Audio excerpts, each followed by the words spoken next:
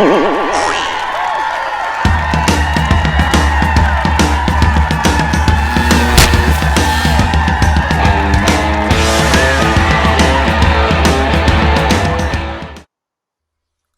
everybody. Welcome to another Comic Source Comic Boom collaboration.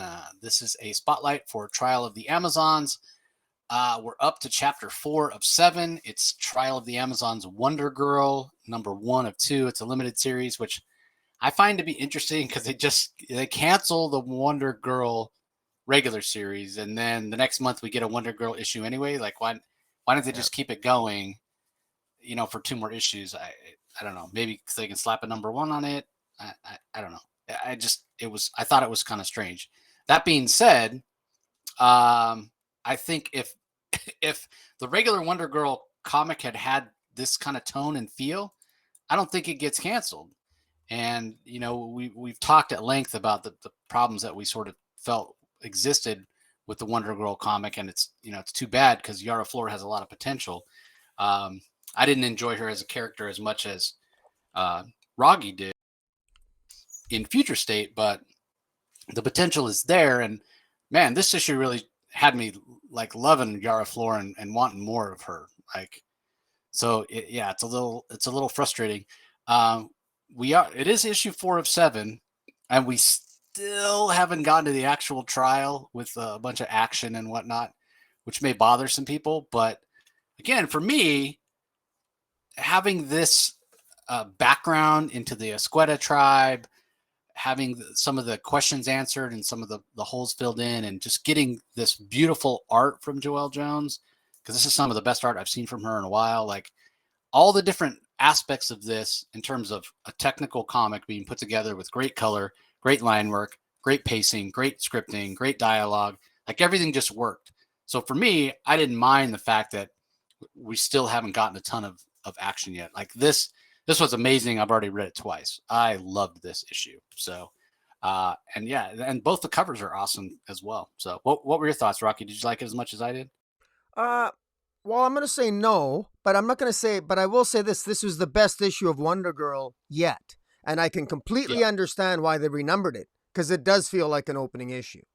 It feels like a new issue. This should have been the opening issue to begin with, or at least what I liked about this the most was we finally get, even though it's exposition. I mean, we're basically told, we're not really shown, which is a legitimate criticism. I think we had a full 7 issues of Wonder Girl, and I didn't like the way that was structured or paced or anything else. And we're basically told here, this is basically narrated by Yara, basically telling us what her past is, and telling us things which, frankly, I think are a little bit inconsistent with the first 7 issues that we read. It's absolutely beautiful art. It's nice to see Joelle Jones stepping up to the plate and doing all her own art, because no one does Joelle Jones better than Joelle Jones. All due respect to Adriana Mello. The art here really is fantastic, and you really get a sense of the passion of the Esqueda tribe. And for once, we see this tribe, and to me, they look more visually stunning than the Themyscirans or the Bana McDowell. They're the most visually stunning, I think, of all the Amazonian tribes, in my opinion. But I mean, they're all Amazons. They're all beautiful. We get some backstory here. We finally get the name of the queen of the Esqueda. It's Queen Gabomaila. We find out the reason why she never made it to Themyscira, because she's sick, presumably from some kind of perhaps poison that arose. There's a black rot in the forest of the Brazilian forest that seems to be infecting the animal life and killing some of the Esqueda Amazons. And there's these creatures that presumably this looks like a giant boar that perhaps may have leaked from Doom's doorway. And there's a great big meeting of the Esqueda tribe, and Queen Gabomaila appoints Potura, who befriended Yara, and she reminds Queen Gabomaila reminds her Esqueda Amazons that, look, we've made a sacred promise to protect these lands, and our sacred promise to protect these lands must be kept. And therefore, another Esqueda Amazon by the name of Anahi has a vision, and the vision she had was of Doom's doorway leaking out, and there's a fear that Themyscirans are to blame. Now, interestingly enough, at the beginning, Yara seems to put the blame on the Greek gods. She talks about the arrogance of the gods, and Yara Flor expresses some concern that as vibrant and as powerful and as majestic as Amazons are, the Themyscirans and the Bana Magdal, how can they be so beholden to these Greek gods? And Yara almost views it as a weakness, which I find kind of ironic, because Yara, in all her infinite wisdom, decides to allow Hera, she goes to Olympus herself and allows herself to be trained by Hera, knowing full well what was at stake, and then escaped, and then bitches about it when she went in with eyes wide open, as far as I was concerned. But so maybe I'm nitpicking there. I thought, but for the most part here, the narrative, it's explained. This is a good opener. This is a much better opener, I think, than the actual Wonder Girl issue 1. For somebody who's coming in who wants to get the bullet points about Yara Flora, this is a good issue. And to top it off, you're probably going to be inclined to maybe pick up War of the Amazons, or War of the Amazons, a Trial of the Amazons. In any event, let's have Trial of the Amazons on Earth 3. How's that? But in any event, there's a number of things here that I thought were a little bit curious. I mean, Cassie does her investigating. So Cassie Sandsmark, which was a curious choice, she volunteered. She wanted to be the lead investigator as to the death of who poisoned Queen Hippolyta, or former Queen Hippolyta, and Queen Nubia allowed her to investigate. Cassie, there's a lot of dialogue here where Cassie talks about talking to Artemis, and Artemis feels insulted that Cassie is questioning her as if she would, as one of the suspects of who could kill Hippolyta. There's a lot, we're told a lot of things. Cassie tells us through the narration that she's found out all this information and has talked to everybody. And once again, we're basically told what's going on here.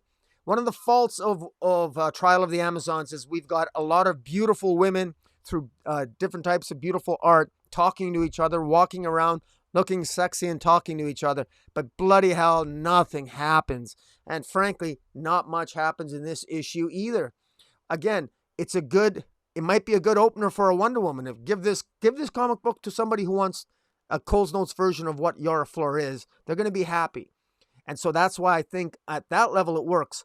But as a fourth chapter in Trial of the Amazons, I didn't feel we had a lot of movement here. I was disappointed. I didn't feel we had a lot of movement. And basically, we did get a nice callback. Hippolyta talking to, at one point, Hippolyta talking to Yara, telling her that I knew your mother. Your mother was very brave. And that was some good emotional points there.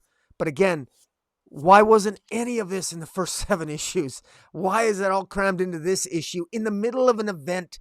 This seems like a very odd place and almost inappropriate place to put it. It's just, but again, does it work?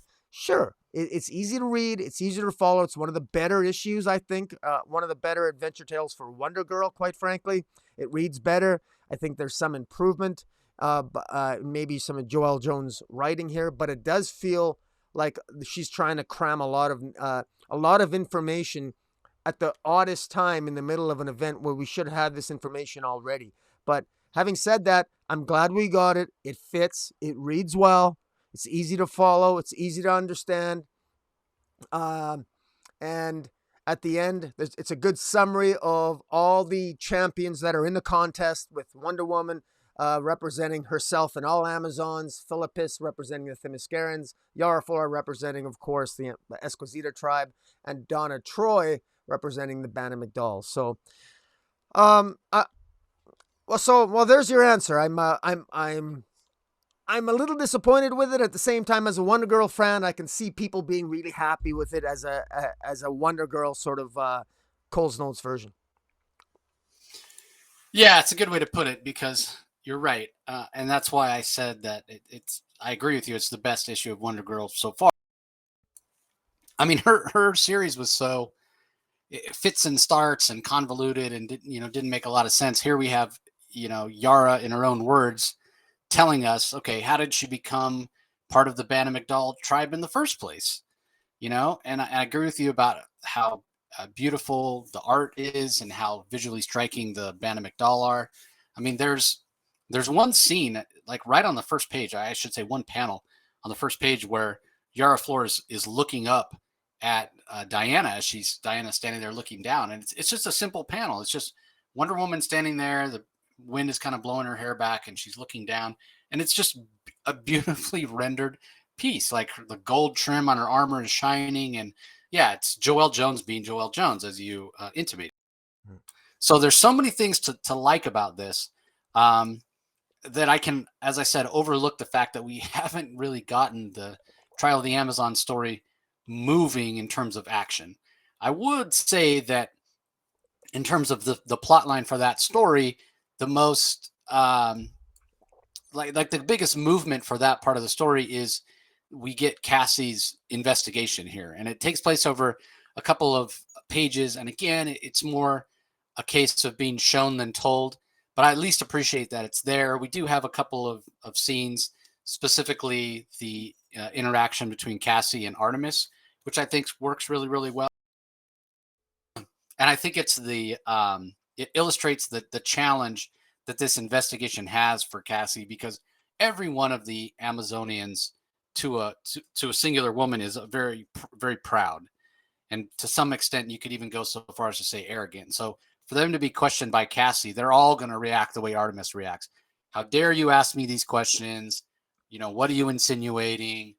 Ask me again and I'll break your neck. You know what I mean? It's like, this isn't really an environment that's conducive to an investigation, which makes me go back and think Diana had it right all along, which we both suspected and thought, well, duh, you just take the magic lasso around, you make everyone tell the truth.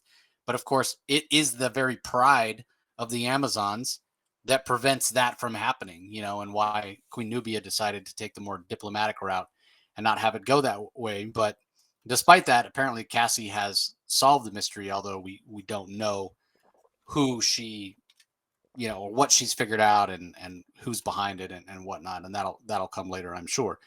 But again, what this does, I think expertly, both in terms of the pacing and the art, is it sets a tone that is perfect for the Amazons, perfect for the story they're trying to tell with, hey, this is three different tribes.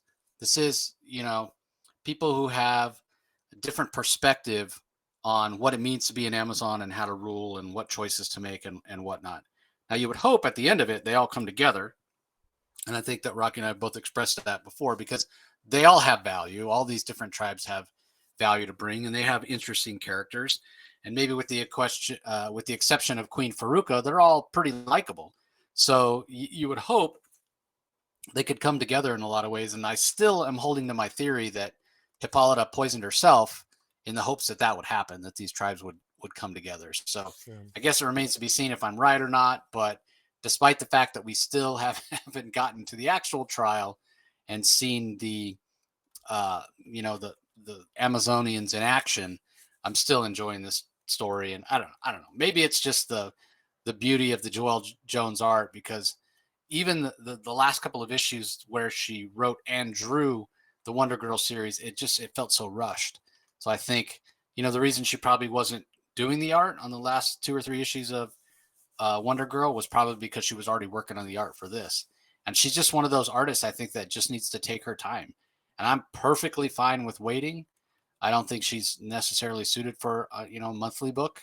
Give her a limited series, or do seasons if you need to, and take a break in between, because obviously when she has time to work, she gives us just beautiful pages. I mean, there's not a single page in here that's not gorgeous. I mean, the art is phenomenal. Some of the best work I've seen. Yeah, I can't remember the last time I saw work from her this good. Maybe her Batman work that she did with Tom King when Bruce and Selena were in the desert, but even that I think doesn't rise to this level. I mean, the montage piece with all the different members of the Esquisita tribe and their names kind of superimposed, that was just gorgeous. Yeah, it's just awesome. So Yeah, even though the argument could be made that this doesn't really advance the story of Trial of the Amazons much, other than that investigative piece, I still really, really enjoyed it. Yeah. So It is worth pointing out some of the different motives that have been identified but haven't been, I think, clearly enunciated enough. The Esquizita tribe was made clear by Queen Gabomila that the Esquizita are there because they want to protect their lands. So they've got no desire to move to Themyscira. So now Queen Gabomila wasn't even there when Faruka and Queen Nubia took it upon themselves to change the rules, saying that the winner is the queen of everything. I mean, I don't know if they never asked Patura, who was the representative of Queen Gabomila, if that was okay with them. So I think that was a story, a narrative misstep. But in any event, Faruka, she wants to win so that she can move the Bana Magdal to Themyscira to gain immortality, because she's upset that her Amazons aren't immortal. And so we know if Queen Faruka becomes queen, that's got to be one of her motives, to get the Bana Magdal to Themyscira to become immortal. And yet Queen Gabomila doesn't really, she just is concerned about protecting her lands, the Brazilian lands, essentially because of what Doom's Doorway is doing to it. So there's no question that Queen Faruka has perhaps more of an agenda here, but an understandable one. But what bothers me about this narrative is that I'm trying to find something. There is something to be kind of interested and excited about, but it's not focused on enough. Like the most interesting aspects, these Amazons are most interesting when, like, Faruka's interesting. We talk about Faruka. Maybe Faruka is darker, a little bit on the evil. No, she's not evil, but she's a little bit more of an aggressive queen. But at least she's doing something. At least she has a stand. Like even Queen Nubia bothers me. Like, I mean, it's almost like she forgets she's a queen. She wants to do things democratically. She wants to be fair, and she wants to make sure everyone has a voice. You're a queen. Act like a queen. Like, you're a different culture. I mean, Faruka at least understands you're a queen. This isn't a democracy. This isn't majority rule. We're not going to take a vote. And anyways, that's just me nitpicking. But it's like, I personally would hope. I'd like to see Queen Faruka. I think that would be, if she was leader of the Amazons, I think that would be the best. That would lead to the better stories if we had Queen Faruka be leader of the Amazons, because that would actually be interesting and create some tension. And I think that would be very interesting going forward. I don't see that happening. I see it's just going to end with Queen Nubia on the throne. It's going to be a fairly predictable ending. And for that reason, I'm going to be disappointed if it is, because all this drama leading to the same status quo, and you've taken off Queen Hippolyta. But that's just me. I'm just spitballing right now. But anyways, I'm interested though. I'm talking about it. So credit to all the writers involved: Joelle Jones, Vida Ellis, Stephanie Williams. You got me talking about it. Becky Cloonan, Michael W. Conrad. So I am talking about it. I just wish I'm going to get to the contest already. Yeah, I agree. And I also agree it would cause the most tension for Faruka to be on the throne, but God, she's just so unlikable. She's just so unlikable. Yeah. It would be interesting to see Yara Flor on the throne, actually, but or even Atlanta. I mean, they're co-queens, right? Yeah. So it wouldn't just be Faruka, but I don't know. I guess we'll have to wait and see. But either way, I think this Wonder Girl, Trial of the Amazons Wonder Girl 1 of 2 is worth picking up just for the art alone. So that's just me. But yeah, interested to see how it all plays out. I'm surprised how political the event is. I expected a lot more action. And then we were told, it all kicks off with a murder. It's a murder mystery. No, it hasn't been that either, because this is really the first issue where we see some investigation from Cassie Sandsbark. And apparently it's the only issue we're going to see because she already figured it out. But again, I at least it's well done. So this is it's well drawn. It's exposition heavy. It's well drawn. But again, like you said, for something called Trial of the Amazons. I mean, I didn't think they meant like a courtroom trial. I was kind of hoping they meant an actual combat trial. I mean, come on. Yeah. I mean, it's more exciting watching an episode of Matlock. I mean, this has definitely been a political event, 100%. But we say this every time. There's 3 issues left. The last 3 issues could be all that action, and we'll totally forget about how the first 4 were more political in nature. But anyway, that's going to do it for this episode. Everybody, don't forget to go check out our spotlight on War for Earth 3, Chapter 4, the penultimate chapter of that one. Rocky and I talked about Teen Titans Academy. We also have the regular DC spotlight this week that covers the other books. So be sure you go and check that stuff out. Any other content you have out, Rocky, or coming out soon that you want to plug real quick? Well, no, I just got to apologize to everyone. This week I'm off the playing field I'll be off. I won't be having any videos out this week. It's just too busy at work. So you won't be, I'll be joining you next week on the podcast. But you'll have to do the review of the other DC comics by yourself. So I got things on the go I got to deal with here. But I love reviewing DC. If I'd help you, I'd certainly join you if I could. But too much on the go. Yeah, you're always missed. I don't like it when you're not there because, man, I really want to hear what your thoughts on Human Target this week and in Detective Comics, that Shadow of the Bat story's ending. Yeah. So, but anyway, I'll run it solo. Everybody, you'll still be able to check it out. As far as content for myself, we do have an interview coming up with the creative team for Bloodstained Teeth, which is an upcoming Image title, which looks really, really good. Christian Ward on art. So that'll be coming up later this week. And also a classic creator is going to be joining me for an episode this weekend, and it'll be out next week.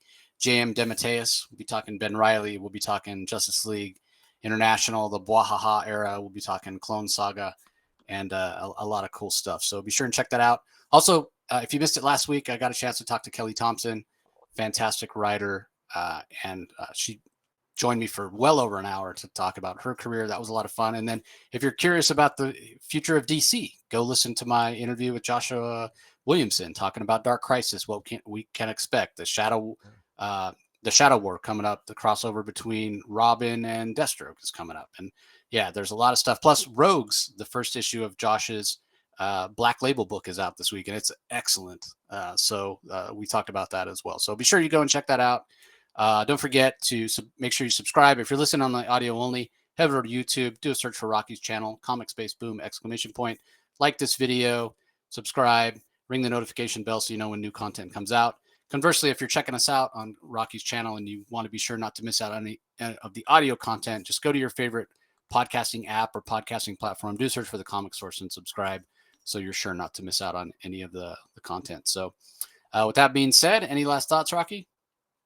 No, I'm again. Just good luck reviewing the rest of those DC comics. It's a big week. Yeah, it is. It's a good week. So, well, that's going to do it, everybody. We appreciate you joining us, and we'll talk to you next time. See you later.